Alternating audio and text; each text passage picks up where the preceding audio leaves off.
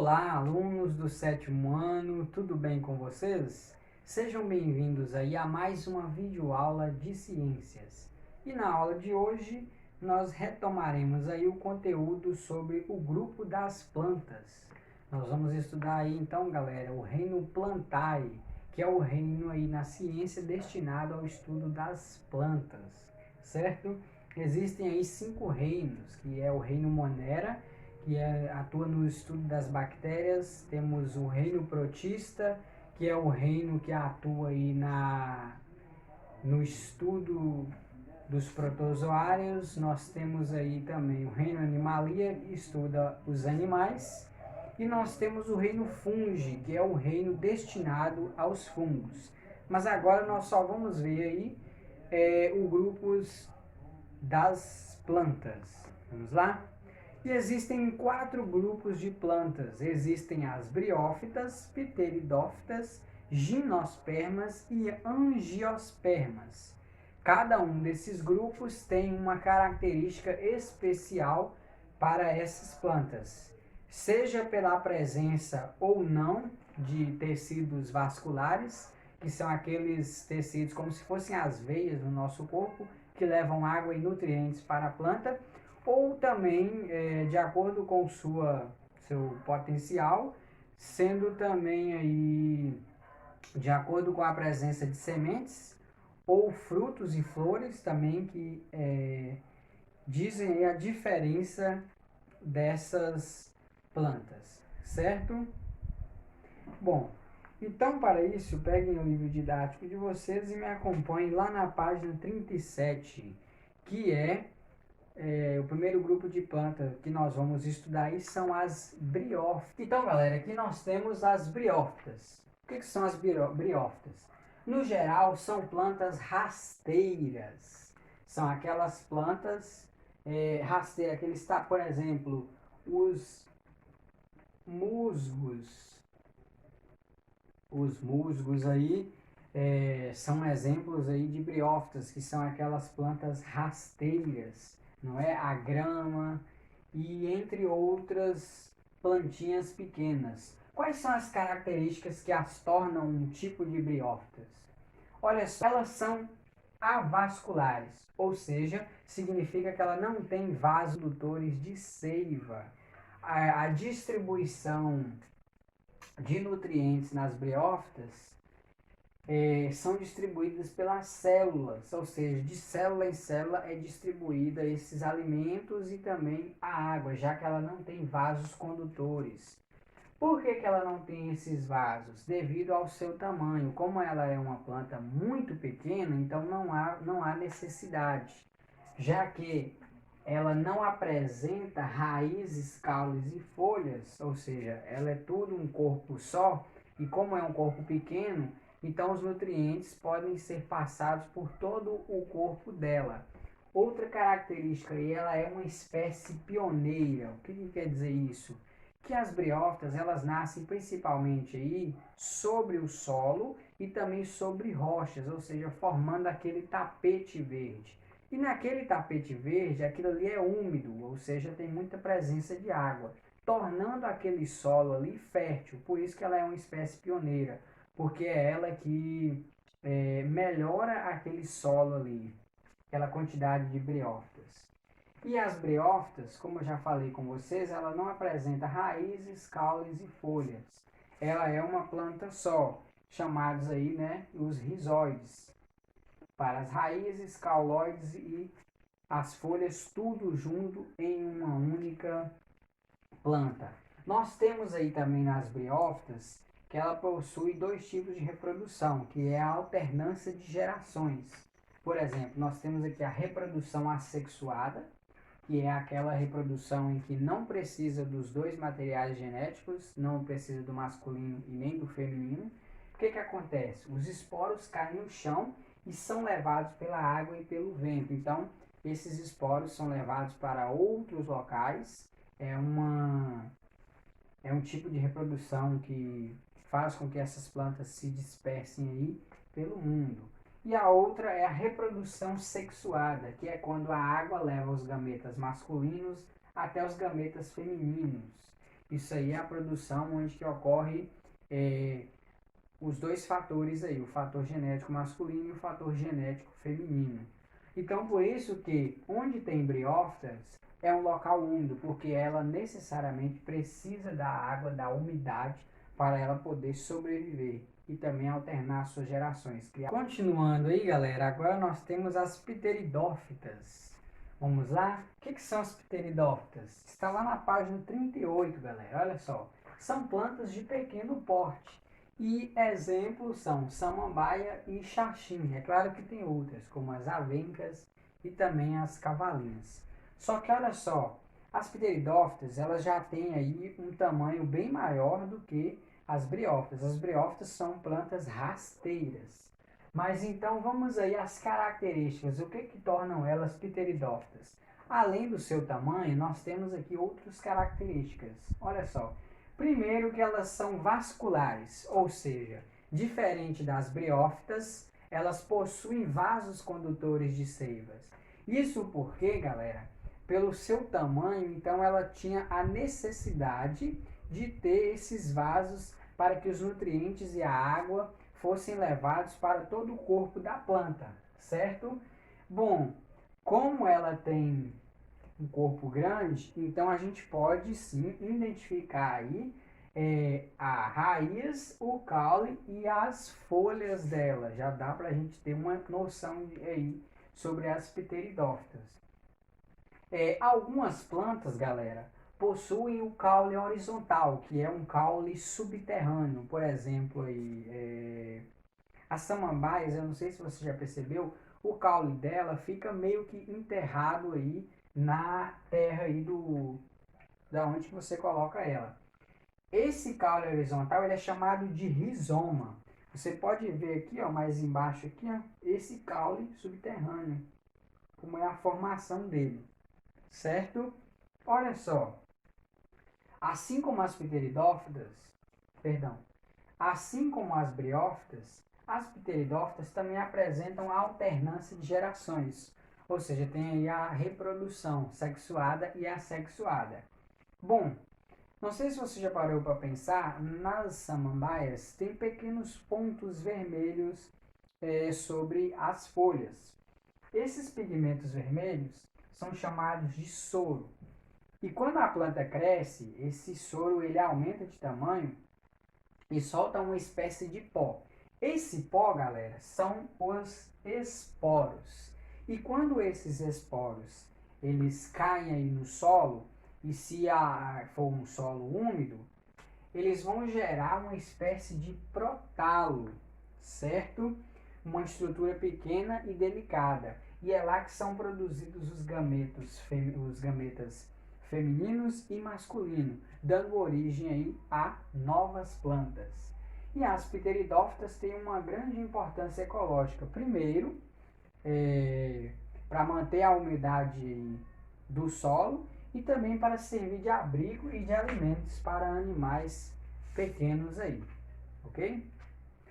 Bom, mais embaixo aí vocês têm o Organize as Ideias, que tem um quadro aí para vocês comparar aí as principais características de briófitas e das pteridófitas. Então vamos lá. Como é feito o transporte de nutrientes e água? Nas briófitas é de uma célula para outra. Na pteridófita, por vasos condutores de seiva, devido ao tamanho das pteridófitas. Realizam fotossíntese? Sim, são plantas. Produzem esporos? Sim, os dois, para alternância lá de geração. Podem atingir alguns metros de altura ou comprimento. As briófitas não, mas as pteridófitas podem sim atingir uma certa altura. Continuando aí, galera, agora nós vamos falar sobre as gimnospermas. O que são as gimnospermas, galera? São as plantas de grande porte. Inclusive, as gimnospermas são uma das maiores plantas existentes no mundo. Nós temos um exemplo aí, as sequoias e também os pinheiros, certo? Mas vamos lá, as características, além desse grande porte que tem aí as gimnospermas. Olha só, primeiro elas são vasculares, ou seja, um tamanho desse, né? Essa árvore para passar os nutrientes, ela precisaria de vasos condutores de seiva, certo? Bom, possui, lógico, raízes, caule e folhas, certo? Bom, apresentam sementes, tá aí a característica que define as gimnospermas. Só que são sementes nuas, como o próprio nome dela diz, sugere, ou seja, plantas de sementes nuas. Não apresentam fruto aí que recobre essa semente. Bom, assim como as demais plantas que nós já estudamos, elas apresentam aí alternância de gerações, ou seja, 2 ciclos de reprodução. Bom, agora nas gimnospermas nós temos aí a presença de estróbilos, que são folhas modificadas em cones, que são cones aí que originam e façam com que essas plantas possam se reproduzir. Existem aí algumas árvores em que elas só produzem gametas masculinos e outras que produzem somente gametas femininos, que é o caso da araucária, aqui no Brasil, que você pode distinguir a planta feminina e a planta masculina. A diferença está aqui, galera. Bom, na planta feminina, que possui os estróbilos femininos, são chamadas de oosferas. E você pode perceber aí, ó, na imagem da página 39, você tem aqui, ó, estróbilo feminino da araucária. Então, olha só, parecendo aqui um abacaxi. E se tiver essa estrutura aqui na planta, você pode perceber que ela é uma planta feminina, certo? Já tem outras plantas aí da araucária que possuem os estróbilos masculinos, que são os grãos de pólen. E você pode perceber aqui também na página 39 esse estróbilo masculino. Ele parece meio aí que um quibe. E esse tipo de reprodução aí, galera, em que acontece essa alternância de geração, é chamada de anemofilia, que é uma polinização realizada pelo vento. Ou seja, quando cai aí, né, os gametas masculinos no ar, o ar leva esses gametas até a planta feminina. Daí acontece a fecundação, né? O grão de pólen ele germina essa oosfera, que é o estróbilo feminino, e gera aí uma espécie de tubo polínico, que são as sementes germinadas, que nós temos aqui também na página 39, a semente aqui chamada pinhão. Pinhão é a semente da araucária. Eu já comi essa semente. Bom, essa semente aqui, ela é a fecundação já. É quando misturou o estróbilo feminino com o masculino. Então, essa semente aqui, quando ela cai no chão, ou simplesmente é levada também por animais para outros locais, essa semente, ela se junta com o solo, certo? Se tiver úmido, melhor ainda, originando aí novas plantas. Continuando aí, galera, agora nós vamos falar aí sobre as angiospermas. O que são as angiospermas, galera? São as plantas de grande porte com maior biodiversidade. Ou seja, além de serem grande porte, são aquelas que ganharam aí um nível mundial. Por que será? Olha só, vamos ver aqui as características.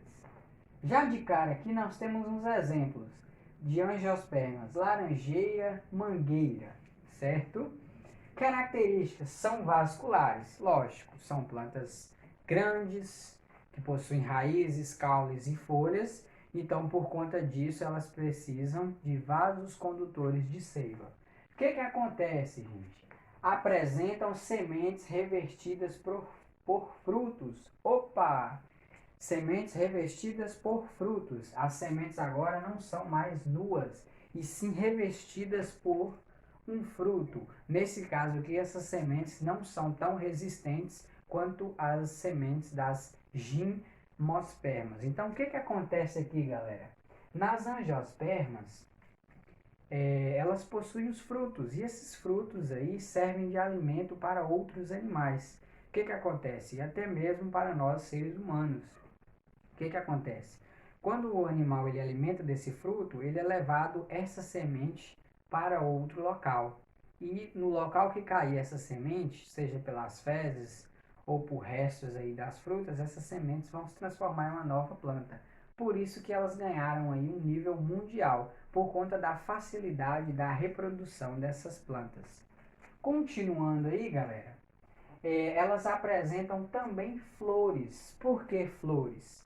É nas flores que acontecem a reprodução, que é uma reprodução chamada aí, né, de polinização. Por exemplo, a flor, galera, para nós não conseguimos muitas vezes sentir o néctar presente nessas flores e nem mesmo o perfume. Mas alguns animais, a flor aparenta ali, né, um delicioso néctar, então atrai esses animais. Por exemplo, a abelha. Quando a abelha está captando esse mel aí, a abelha sai passando de flor em flor, certo? O que que acontece? A flor, nessa esperteza, ela libera um pó. E esse pó contém os gametas masculinos, certo? Então, a abelha ela sai passando de flor em flor, ela acaba levando junto nos seus pés esse gameta masculino. Então, chega em um certo local em que vai ter os gametas femininos. Então, é ali que acontece a reprodução por meio da polinização, que é quando o gameta masculino se encontra com o feminino através de alguns animais. Então essa flor ela vai originar o fruto e também vai originar dentro desse fruto a semente. Então esse que é o ciclo das angiospermas, certo? Só que as angiospermas têm um fator aqui. Se não existissem os animais, provavelmente as angiospermas também não existiriam. Por quê? Não teria ninguém para fazer essa polinização. Geralmente quem faz essa polinização são os animais, que eles conseguem sair de flor em flor polinizando, certo? Então, se não existissem os animais, as angiospermas também não existiriam devido a esse fato.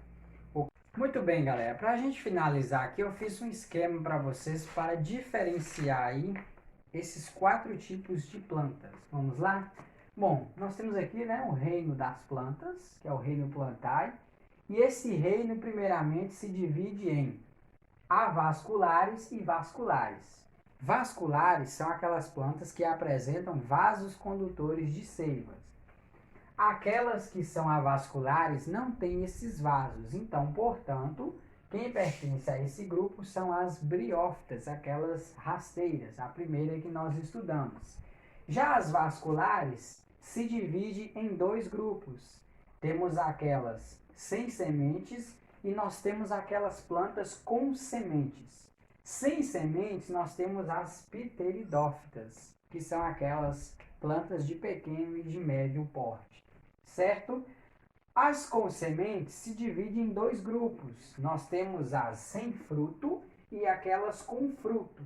Sem fruto, nós temos as gimnospermas, que são aquelas árvores que apresentam as sementes nuas, que são as sementes sem revestimento algum, ok? E nós temos as com fruto, que são as angiospermas, que são aquele grupo de plantas que possuem aí o seu revestimento através de um fruto.